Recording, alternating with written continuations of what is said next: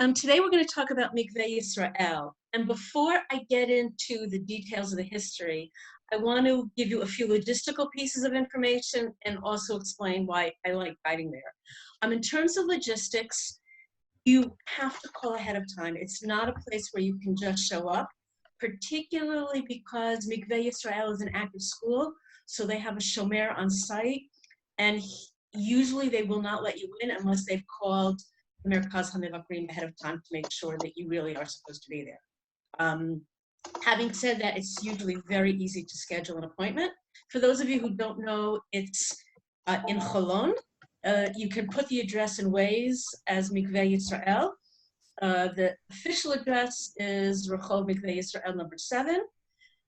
But as you can see from the picture in front of us, or maybe you can't see, but the original entrance is what is now Kvish 44, Route 44.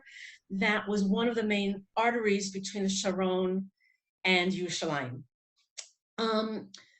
Why I like guiding Mikveh Yisrael is, although it's not necessarily the most physically exciting site, I think it's a great pedagogical site because you can talk a lot about leadership. It's a great place to talk about how a small site has had such a profound influence on the entire state. And I also think, as we delve into the history of some of the characters, it's a great opportunity to talk about people who are real leaders, are willing to show flexibility and change their opinions based on the change of the times around them, and that they show that intellectual integrity to always be looking at the greater good. So that's why I find it great for people, I'm 58, people a little older than me who are interested in it as a historical site, and people younger than me because I think there are a lot of great messages to take out of it. And with that, we'll move on. It was the brainchild of an organization called Alliance Universelle Israélite. I'm sorry, my French is horrible. Which was an organization that was founded by Adolphe Crémieux in 1867 in France. And the idea of the Alliance, in Hebrew, Kia Chaverim, I'm sorry, Kol Yisrael Chaverim. The idea was that Jews throughout the world, particularly in Russia and in North Africa, in Persia, needed to learn self-defense, and they needed to learn agriculture so that they could become self-sufficient. And that was the driving force between the Alliance. And by the way, these were very prominent people that made up this organization. For example, Adolphe Crémieux was a lawyer and a minister of justice in the Second French Republic. So these were people who were very well integrated into European life. And they had access to money, which we'll talk about later. They really were serious power players in general society and within the Jewish society. Starting in 1867, there are requests, believe it or not, even from people in the old Yishuv in Yerushalayim, and I'll talk about why we say believe it or not in a little bit, and across Europe saying, you know, this whole idea of protecting Jews and helping Jews become self-sufficient, we should transfer that idea to the Jews living in Eretz Yisrael. It was then Ottoman era Palestine, but the idea was that the Jews living there should be able to access the same skills that were being brought to Jews in other parts of the world. A man named Karl Netter, whose grave you see here, he's buried at Mikveh Yisrael, is very, very passionate about this idea. And so in 1870, he comes and he finds what would later be known as Mikveh Yisrael. The location is very important because it's near Jaffa. You're able to get goods, and it's on the main road to Yerushalayim, which will prove to be very important later on in the War of Independence.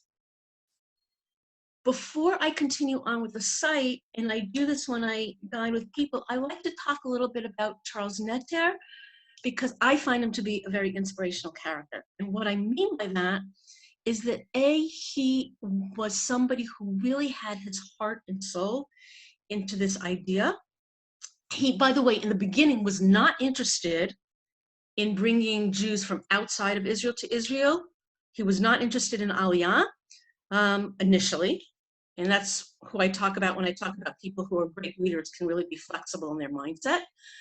He is so passionate that when he can't get people to come to the school, he has one student named Chaim Bechor Al-Khadif.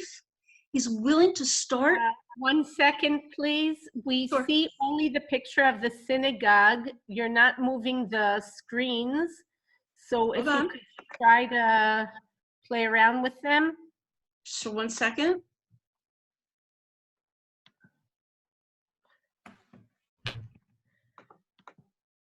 Bear with me. Still see the synagogue. Still see the synagogue. Okay. Bear with me. Let's try this again.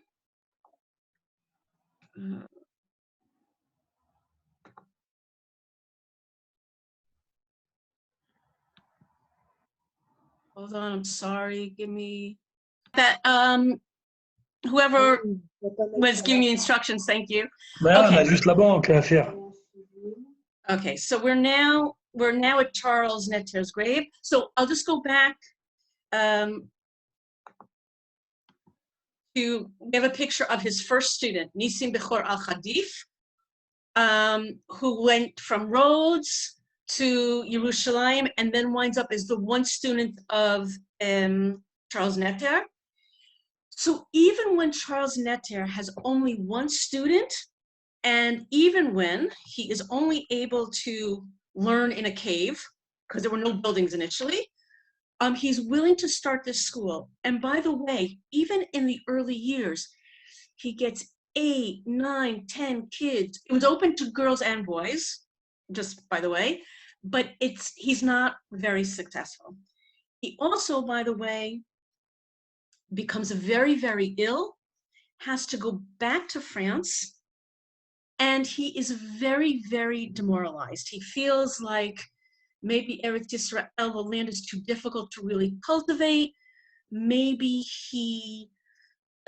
it's just not ready for his grand vision. And as a matter of fact, he gets very involved in helping Jews from Russia and Romania go not to Eretz Yisrael, but to the United States. And that's his kivun for a while, until Rothschild comes on the scene. And Rothschild, who we know is not a great lover of Israel as the homeland for the Jewish people, and he also has, he progresses in his field. Sure. During the period he went back to France, the school closed or someone else ran it? No, thank you. Samuel Hertz runs it for a very short time, and then it gets to a man named Yosef Niego, and the whole story changes there. But yeah, it doesn't close. And by the way, it's been in operation. It never closed from 1870 until today. Never, ever closed. Even during the War of Independence, even during Yom Kippur, it stays open. So he's really, really dejected, but he's also he becomes influenced by Rothschild, and he starts to have a change of heart, and then ultimately starts promoting Mikveh Yisrael as a place for Jews from outside of Israel to move to. And I want to also talk about his heart and soul, and I apologize I'm going back, but there's one thing that I didn't mention that I think is really important. Buying land from the Ottomans was very, very difficult. He winds up being able to buy 2,600 dunam, which I did the math is roughly 650 acres. And he has to pay 12 francs per dunam, and I did the math. I went back and I checked what a franc was worth in terms of US dollars. Basically, he paid around $23,000 for the land. So he had to do a tremendous amount of fundraising. Really, when they say people work themselves to death, Karl Netter kind of works himself to death. He goes back to France. He does make one more trip to Mikveh Yisrael. During that time period, it was managed by a man named Hertz. Not very much happens then. Everything starts to change with the appearance of a man named Yosef Niego. And I want to talk about Yosef Niego in a little bit of detail because he is a completely different character. His mother was Turkish. He was born in Turkey. He winds up coming to Israel. He is a brilliant student, gets trained in France as an agronomist, and becomes the first agronomist to come to Israel. He is not particularly Zionist. He had a traditional yeshiva education. Later on in life, he's not so religious, but he has a great passion of agronomy, and he was the right person for the right time. He imports different species of trees. He is the man who imports eucalyptus from Australia, because we know that there was a real problem with swamps during that time period. He is very charismatic. He is able to expand the number of students in the school. It's under him in 1896, I believe, that they build the synagogue, which you see in front of you. And I want to get to the outside doors before I do the inside doors to talk a little bit about the exterior architecture and the interior architecture. As you'll see on the front doors to the synagogue, you see Eser Hadibrot, and you also see the two hands, which were the symbol of Chaverim Kol Yisrael. And the reason is because if you use Gematria, for Yad is Yod Dalet is 14, times 2 hands is 28, which is Koach. Kol Yisrael Chaverim, Kiach, Koach was very appropriate. And then you have the Magim David above. And then on the tympanum of the doorway, you also have Aseret Hadibrot, you have Mikveh Yisrael, you have Chaverim Kol Yisrael, you have the grapes, because under Netter, they actually start to plant grapevines. You also see the farm tools promoting the idea of agriculture. So the whole ethos behind Mikveh Yisrael is symbolized in the doorway. Before I show the inside, I want to talk about how the name Mikveh Yisrael was chosen. Very pragmatic. When the school opened, it was opened Shabbat b'chukotai. And the Haftarah for that week comes from Yirmiyahu. I have this in another slide, but it's Perek Yud Dalet Pasuk Chet. Remember, Yirmiyahu is talking about the time of famine and drought in the land, but then there's a brief moment of, I'm sorry, I don't want to jump ahead. It says, Mikveh Yisrael Moshiach be'itzara lama tiyeh hager ba'aretz ukorech natalalun. O hope of Israel, meaning God, Savior in times of trouble, why should you be like a stranger in the land and a traveling man who turns it away for the night? And basically, the idea is we're going to be the antithesis of this. We're going to be the place that is a place for people to stay for a long period of time. We're going to make it so that we're not strangers in the land. And it was very much tied to the Haftarah of the week that Mikveh Yisrael opened. I want to take you to the inside. I'm sorry, I'm going the wrong way. 1 second. The inside of the Beit Knesset is beautiful, and I also want to point something out about it. Some of it has been renovated, but the physical space is the original space. And I saw it as a sign of great vision, because again, we started with Carl Netter having one student, and goes up to 12 to 13 and up to 50. From the beginning, there was room for several hundred people to be in this Beit Knesset. So there was really a constant feeling of looking forward. What I'm about to tell you now, I have not read anywhere. This is just my own interpretation. I could be completely off base, but I want to share it with you. The first time I went in, I thought, wow, this is an architectural mess, because the ceilings are very typical of an Ottoman Khan. If you've been to a Khan in Akko, the blue and white with these beautiful paintings where the chandeliers are, very typical.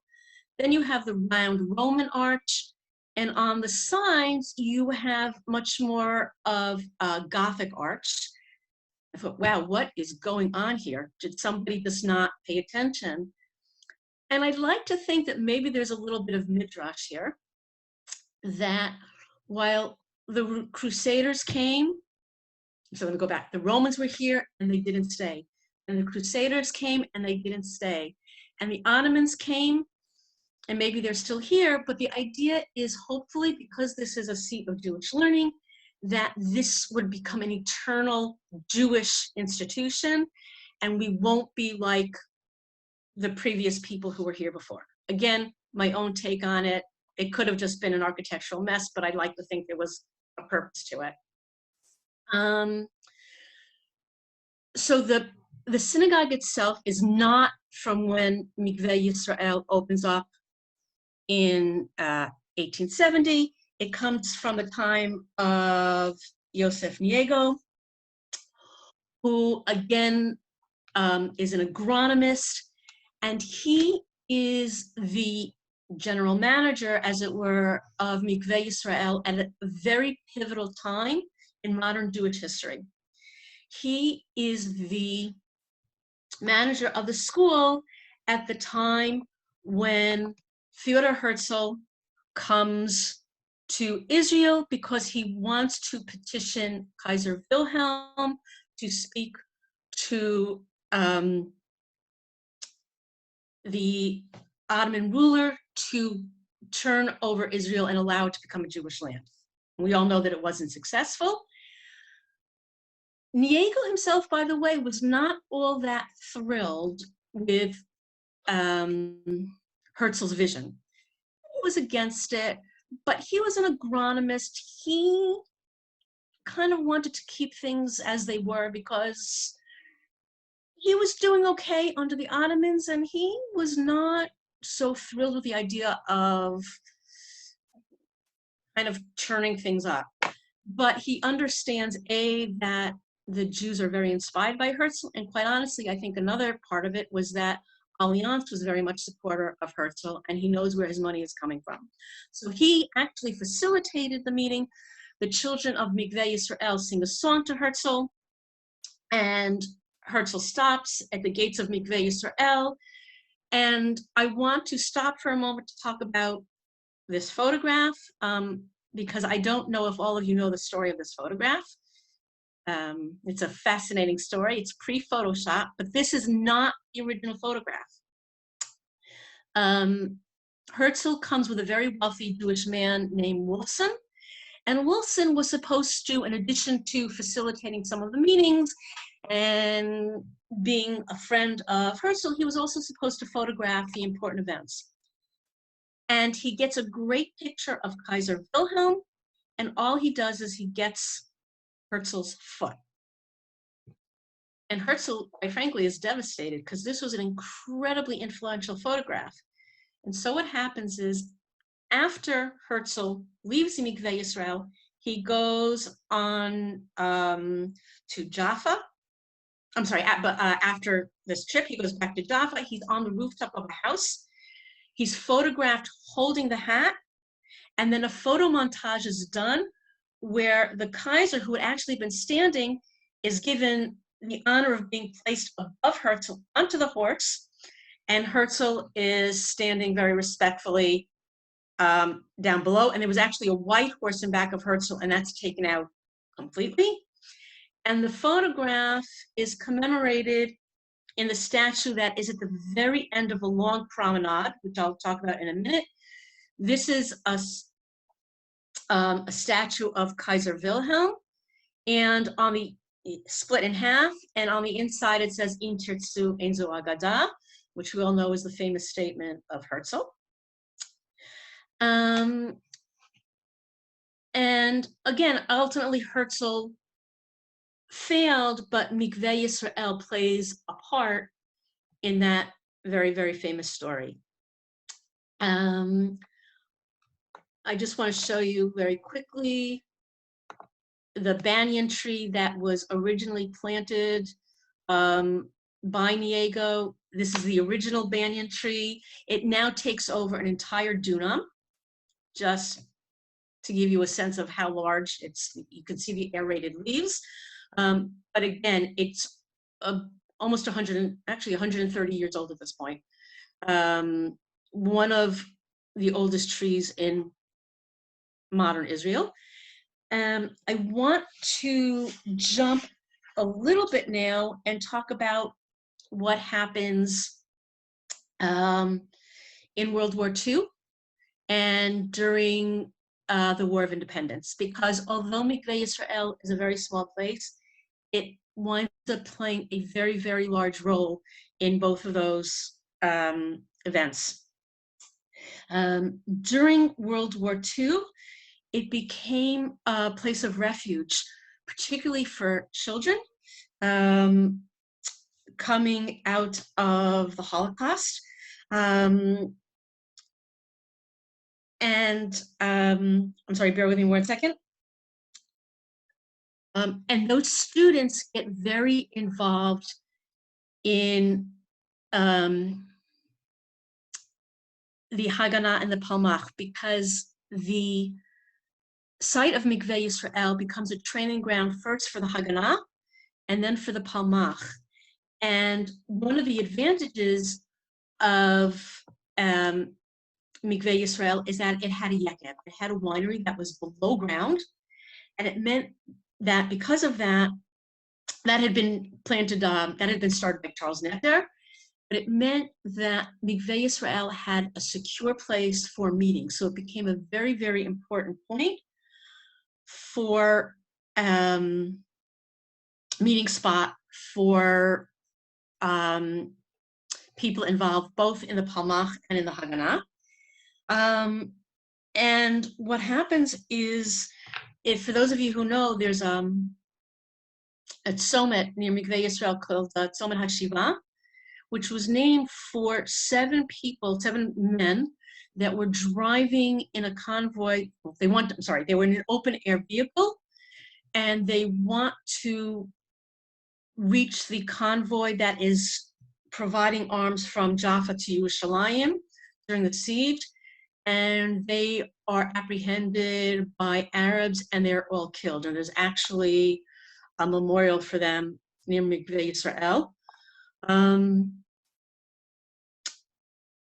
And another very important piece of the war effort in the War of Independence happens at Mikveh Yisrael by a man named David Leibovich, excuse me. David Leibovich, he was a teacher on Mikveh Yisrael, and he liked to tinker. He had a workshop. We know it today's the Mechanika.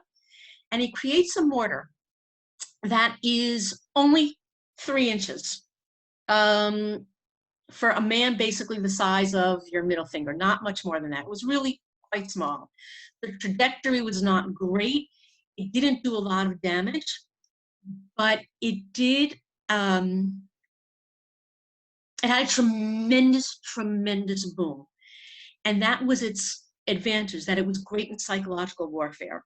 It was used in Yerushalayim, and for those of you who don't know, it was used in the battle for Tzfat. And in the battle for Tzfat, the Palmach had a little bit of mazel. It had a little bit of luck in that it had rained right after the Davidka was detonated. And they get a message to the Muslims sort of reminding them the last time that there was rain after a bomb was in Japan during World War II. And the Muslims are afraid that there's actually been an atom bomb, and they leave.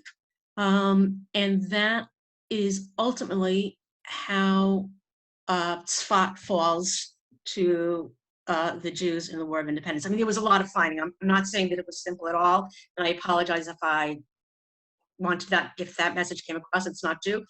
There were tremendous battle at Tzfat, but what miraculously, and I say miraculously because the Jews were tremendously outnumbered, is the Davidka, as it's affectionately known, which was created by David Leibovich at Mikveh Yisrael. I want to end by saying that after the war, it continues as a school. I can tell you that when Karl Netter had purchased the land when he got the firm, and it was good for 25 years. By the time the 25 years were up, Mikveh Yisrael, as well as the rest of the land, was under the British. By the 1950s, there was an agreement that created a corporation, the Mikveh Yisrael Corporation. It was joint ownership between Mikveh Yisrael and the State of Israel. In 1976, a law was passed by the Knesset stating that the zoning for Mikveh Yisrael was strictly as an agricultural school, which I think was really important because it preserved the initial purpose of the institution and didn't allow it to be used for other building. And today, the institution includes 6-year secular agricultural school, a religious agricultural school, and a 6-year Israeli French school established in 2007 in cooperation with the State of Israel and France. There's so much more to talk about Mikveh Yisrael. Some of its graduates during the first Aliyah after they graduated went out and founded places like Ein Harod, and other places along Emek Yisrael that Tamar spoke about so beautifully yesterday. But I think I want to end it here and open it up for questions. And if there aren't any questions, I just want to thank Judy for organizing this and thank everybody for listening. And Chag Kasher v'Sameach to everybody. Thank you. Who are guiding people who are have ambulatory issues. The site is wheelchair accessible. And I forgot to mention it, but there is a movie at Mikveh Yisrael. It's okay, but you can go onto YouTube and type in Mikveh Yisrael movie, and you can see it from home so that you can decide whether you want your clients to see the movie as part of your guiding. Ask a question? I'll be honest with you, although I have taken families there, I use it primarily for people, I'm 58, people my age or older who I think are at a stage where they don't necessarily need all the visuals and just the sites itself, and to be able to say, hey, this is a school that has existed as it was intended to for over 130 years, that's already compelling. The synagogue, and by the way, I don't spend a lot of time there. I think the synagogue itself is so beautiful that you can tell a lot of the story in the synagogue and in the workshop. Between the Mechanika and the big Knesset, I think you can do most of it. You can walk.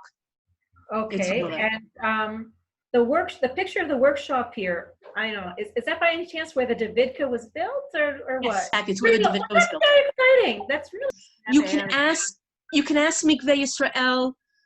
They're usually picky about who runs it. The mechanics actually work, so you can turn on the power, and that is also engaging for them too. Fantastic. And they're very clean bathrooms, and they're accessible bathrooms.